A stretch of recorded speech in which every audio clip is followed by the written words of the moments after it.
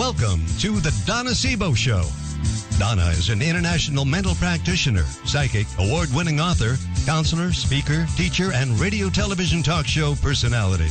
She brings to the airwaves talented people from around the world who share their insights and experiences with you, the listening audience. Now, let's join Donna.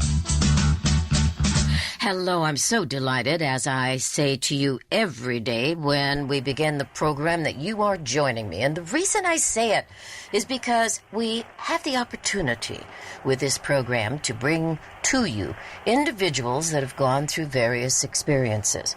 And I don't know of anyone that I've ever had a conversation with that hasn't had moments where they question their value as a human being, where they wonder what it's all about. Why is it that the world has to be so miserable? How can we possibly thrive in an environment that seems to be so oppressive?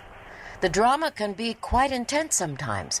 But my guest today, Donna Stoneham, is a woman that, because of the experiences she has gone through, the stories that she has heard from other people, she decided she wanted to write a book. She started writing it. It sat dormant for a long time, and then she picked up the pen again. And the result is a wonderfully inspiring publication called The Thriver's Edge. And she offers some keys so that you, me, anyone that wants to, can transform the way we live, love, and lead. Donna Stoneham, welcome to the show. Thank you, Donna. It's wonderful to be with you today. Donna, you are an executive coach, a transformational leadership expert. You have worked with people that are in what so many people would call the elitist environment, professionally, business-wise. And you have found that by being in this environment, no matter who you come in contact with, no matter what their status is, they often ask questions about the value of their lives, don't they? Yes, I think that that's a core question at the heart of many of us, which is, what is this all about? Absolutely. Now, the Thriver's Edge, I found that my yellow highlighter had a wonderful time making marks, and there was a statement in your book: development happens in biological time. Well, when we're younger, we're very impatient. I don't know if anybody else. I'll speak for myself. It's like, why do I have to waste my time growing up? Can't I just pop into a 30-year-old body and get on with it? And so many people, they feel like they don't have time for very much. And this is an emphasis that you make in your book. Tell us how you got to the point where you realized that if you didn't do something, if you didn't change, that you didn't have an opportunity to thrive. Tell us what happened to you. Well, I often tell people that I think we make changes in our lives based on two things. One is inspiration and the other is desperation. And in my case, it was the latter. Mm-hmm. So at the time that my real changes started, I was working two jobs, probably running two companies over 80 hours a week and going to school. And I was driving my body like a Mack truck. And I got very, very ill and was out of work for almost 3 years. I got chronic fatigue syndrome. And about the time that I was starting to get sick, I lost a very dear friend and client who actually died in her hot tub one day from, really the culprit was stress. And I had been working with her and coaching her, and shortly after she died, she came to me in a dream. And in the dream, she was on a bus, and she was yelling at the bus driver to let her off the bus. And he said, "Lady, you can't get off this bus. This is your bus." And she flung the door open and she screamed out to me, "Donna, be careful which bus you get on." And I think that was probably the pivotal moment for me of real recognition that if I didn't change my life, I would surely share her fate. There are so many situations that we can have in our daily lives, no matter where we are on this planet, that makes us aware that we're not really where we should be. And we can go into that a little bit, but before we do, you mentioned 7 keys to becoming a thriver. Trust, humility, resilience, inner direction, vision, expansiveness, responsibility. In our world today, the very first word you mentioned, trust, is absolutely huge. I mean, just listen to the rhetoric that's on the news. Yeah. It is anything but that. Let's address a few of these keys, and let's address the issue of trust, because I went through a situation just yesterday, and I was so stressed out about it, and it engaged this exact perspective, this understanding. So let's discuss this a little bit. Well, I think that often what happens in our lives is we all experience disappointment, and at its worst, disappointment actually is betrayal. And some of the betrayals that we experience obviously are larger than others and have bigger impacts in our lives. I mean, if you think about child abuse or, being thrown under the bus at work by someone you trust or you thought had your back. There's divorce. You pick them. There are many, many things. But often what happens when we go through those experiences is we begin to armor up, and in doing that, we actually stop allowing ourselves to not only trust others, but even to trust ourselves. So I think that when we can come into right relationship with ourselves, where we really do trust that we know what is right and what is wrong in our lives, and what that line is that we will not cross no matter what. For instance, I was listening yesterday on the way home from seeing some clients to a woman who had just testified before Congress. She was a scientist, and she was asked to change her testimony, and she refused to do that. So to me, that's a really good example of, it's ethics, it's trusting that we know what is right and planting our flag in the sand and being willing to stand by that. And I think when we trust ourselves and when we come to a place of deep trust within ourselves, it enables us to trust others, to have a better radar about who really is trustworthy in our lives, and to begin to do what I call in my book expanding our circle of trust.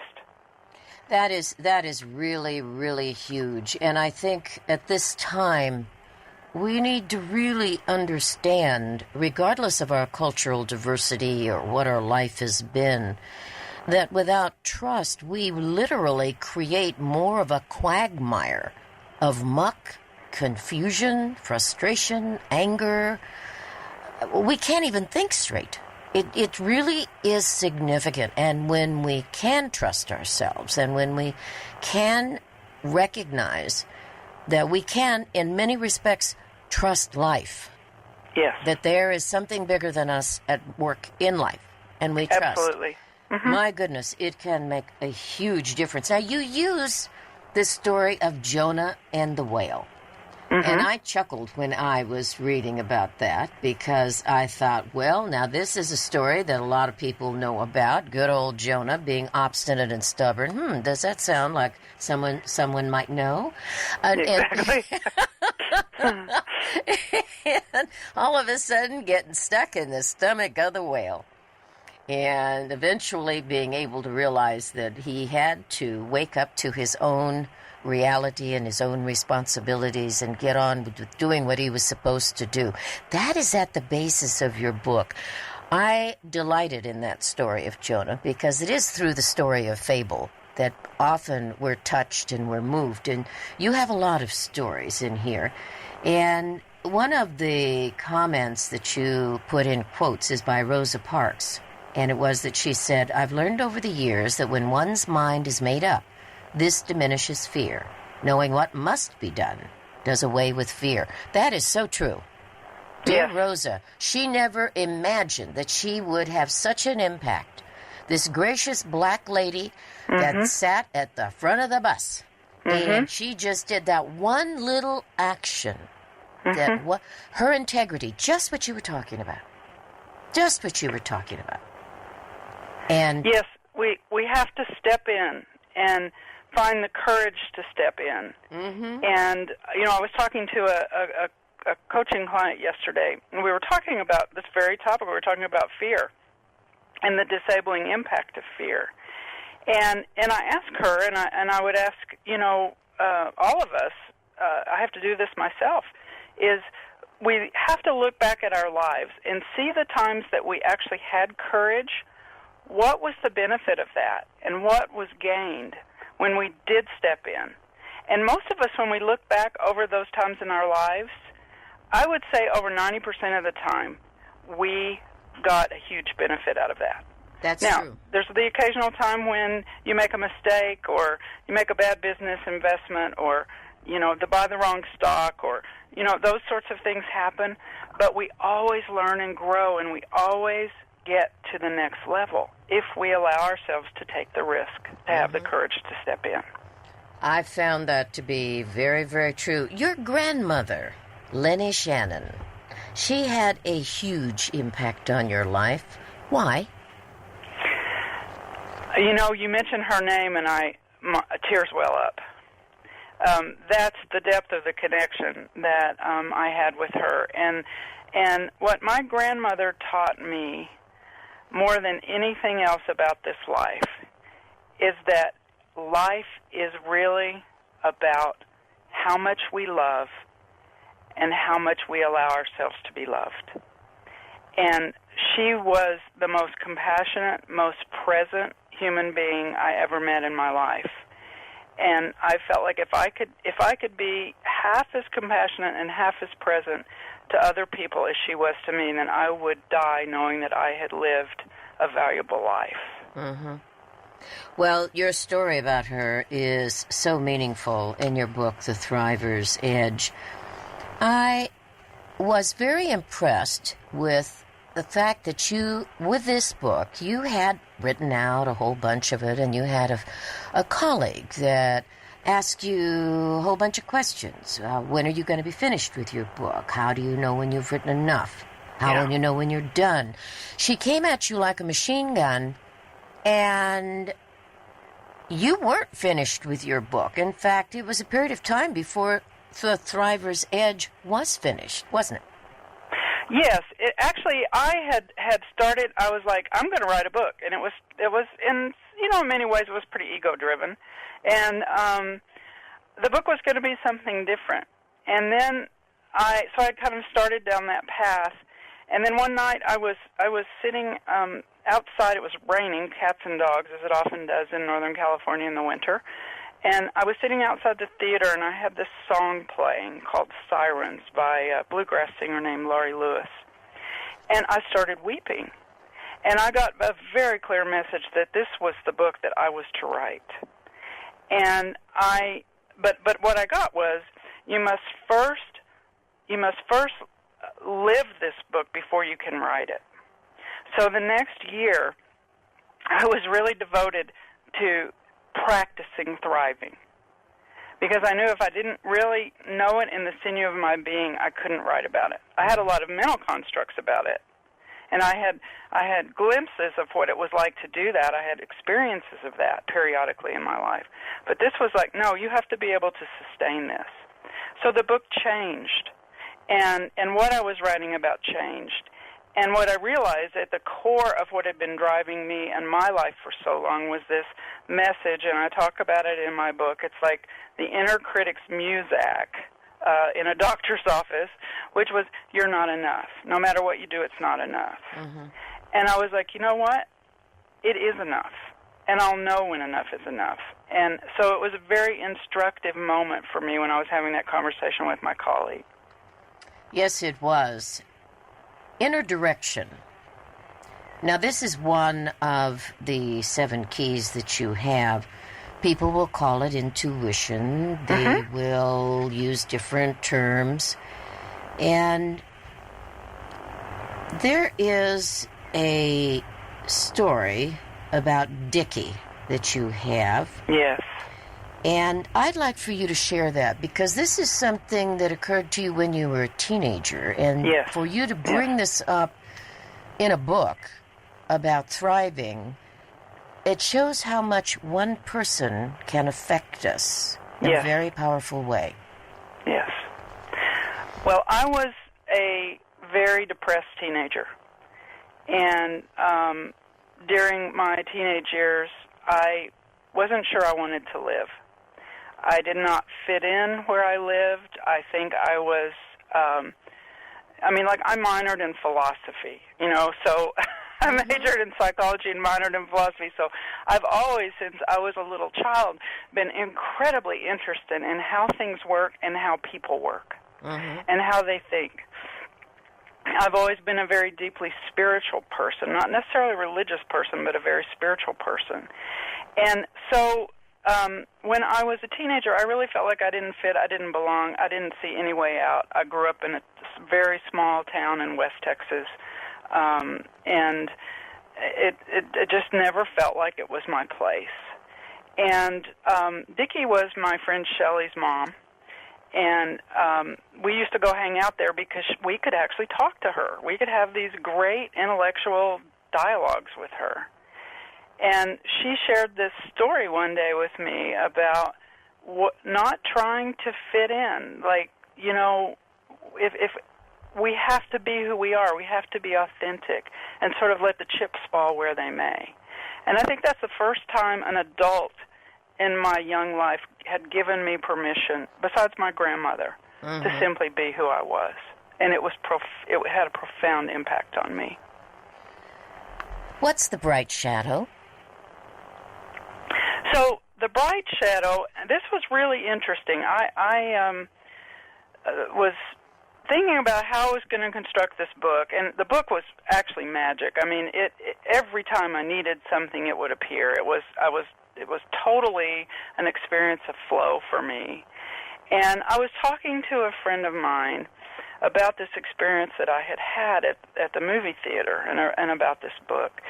And she mentioned something about the bright shadow. So I went in search of discovering it, and that's what led me to the Jonah complex, which was what led me to how to frame the book. But the bright shadow, we often think about the shadow, what we call sort of the dark shadow. The bright shadow are the things we see in others that we know in ourselves that we could actually be, but we deny. So therefore, if there's someone, for instance, if you want to be a famous author and there's someone who's a famous author and you find ways to kind of knock them down, what's actually calling you to them is that part of the famous author inside yourself that hasn't yet been nourished to come to fruition. That's just one example. It could be anything that we yearn to be. And it's the part of us that lives within us that is that, I like to think of it sort of as the seed that needs to take bloom in order for us to really thrive. That leads us into another one of your keys, and that is vision. Yes. And you titled this, Walk Into Your Vision One Step at a Time. Yes. And you have the quote by Rosabeth Moss Cantor, "A vision is not just a picture of what could be. It is an appeal to our better selves, a call to become something more." Yes. Now, like I said, when we started, it's so difficult sometimes when we look at others or we'll say, gee, I'd like to be this, I'd like to be that. But to really understand who we are takes time. We have to go through a journey. I don't know of any shortcuts. Yes, I don't either. And I look at it, and I don't know about you, but I have my moments of tantrum where I just go, excuse me, I need to talk to the customer service department of this thing called life, because what I'm going through really sucks, and it just is not something I wish to continue. Can you change the whatever? And I say this with honesty because that's the way it is sometimes. I don't offer that. I can say there's been many times where I have just been totally blindsided to the value of what I was going through. And the vision changes. This is something I see expressed in your book, which I think is important. The fact that our vision, we may get the seed. You use that word, I think, very well. We get the seed, but we really don't know how big the stalk is going to be or what the flower is going to look like, the bloom of reality of what we can accomplish, what it's going to look like. We really won't have a clue, but we have to go through the process. Tell us about your experience with this. So, I think when I remember very clearly, and I write about this in the book, I was about 27 years old, 28, and I was sitting listening to a spiritual teacher that I really valued a lot. I've really valued her wisdom and insight quite a bit. But I also could see this edge in her personality that really I found, was not aligned with the message. And I remember sitting in this pew listening to this person speak and saying a prayer, which was, please help me do what I need to do to heal so that I can be the same person in whatever the work I'm doing that I'm called to do. That alignment is there between who I claim myself to be and how I show up in the world. Mm-hmm. And so it was a very interesting evolution, because what has really shifted for me about my vision is what I used to think that in order for me to have created this life that was going to have value meant that I had to reach like thousands and thousands of people. But it was really my ego talking. Mm-hmm. And what's changed for me about the vision is I just want to make a difference every day with whomever I can. And to trust that the universe is going to put those people in my path that I can be of service to. And so what's really shifted for me about the vision is it shifted from a much more egoic vision to much more a vision of service, and it's so much more rewarding. Mm-hmm. So I think that I agree with you that I think our visions do shift and morph, but I think the tragedy is when we have a call, and it's a clarion call, and we ignore it, and we push it aside, and we try to pretend it's not really happening. And I see that a lot, and part of my work in coaching is to help people recognize the flame and then look at how they grow it. Mm-hmm. It is a fascinating process. Also, there's so often experiences, and I can acknowledge this, I recognize this, that when we're following our vision, when we are listening to whatever is speaking to us deep from within ourselves, we often experience some very uncomfortable, even ugly circumstances. Yeah. And when we go through those circumstances, we're blindsided. All we know is that we just have to put one foot in front of the other. We just take 1 second at a time. Sometimes it's that desperate. And then when we get through it, maybe it's years later, we recognize that it was those very obstacles that enabled us to be maybe what we really want to be, the best of what we can be. Yes. And I think that is so true. I was in a conversation recently with a coaching client around this very issue, and this person was going through a lot of really difficult situation in her life. And I use the metaphor of the chrysalis. And I think throughout our lifetimes, it's like we become these sort of perpetual butterflies. We have to go through these crucible moments where we're really encased in this chrysalis of difficulty, of challenge, of grief, whatever may be presenting itself at different points in our lives. But it's those very difficulties. It's like we can't really know joy until we know suffering. Mm-hmm. And it's those very difficulties and being able to move through that and not resist it, but actually see it as the gift it is as much as we can in the midst of it, to break free to be able to go into our next evolutionary cycle. And I think we're constantly evolving, and we're going around this spiral of growth that keeps expanding. But those moments are so important, and being able to I mean, I'm a poet as well, and I find that some of my most riveting poetry comes from those moments where I am literally in desperation. Mm-hmm. Mm-hmm. I can attest to that, too. I don't like it. Like I told you, the Universal Customer Service Department knows me so well. They constantly put me on hold. They say, my God, this woman is calling again. Okay, she's got to wait. We have 50 billion other people we have to take care of in the universe. She can wait. Exactly. All right. In seriousness, though, expansiveness, broadening our horizons, that's another one of the keys. There is a sad state in our society, and that is accept the box we want to put you in. Now, this is in cultures all over the world. Male, female, it doesn't make any difference. This is standard with life. And so for someone to be gutsy enough to break paradigms that have been put in place, to step to the beat of their own drum, that takes a lot of guts. It does.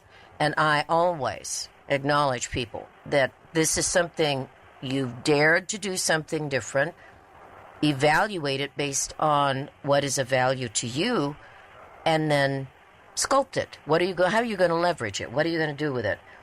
And I love the quote by Anais Nin, "The day came when the risk to remain tight in a bud was more painful than the risk it took to blossom." I think that's so true. You talk about Bobby McMullen. You have so many wonderful stories in this book, managing perceptions, and so much more. Donna, when you really put your book together, and you knew when you were done with this particular book, didn't you? Mm-hmm. I did. Yes. And I think that is something that we need to be aware of. We know, if we trust ourselves, when we've expressed with integrity that which we feel and perceive as a wisdom and insight and understanding for other people. You really want to turn the light on in somebody else's life, don't you? Yes. I mean, to me, that is my mission. You know, I was given a great clarity of mission when I was so sick, and it's been now,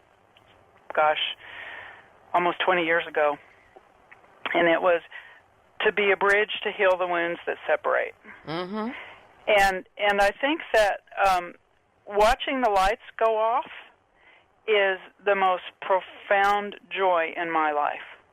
When I can sit with someone or have a conversation with someone and they're able to, I talk about expansiveness as this notion of, this was a great metaphor given to me by a dear friend and colleague, which is, we can make a choice to see life through a soda straw, or we can remove the straw and see life for what it actually is. Mm-hmm.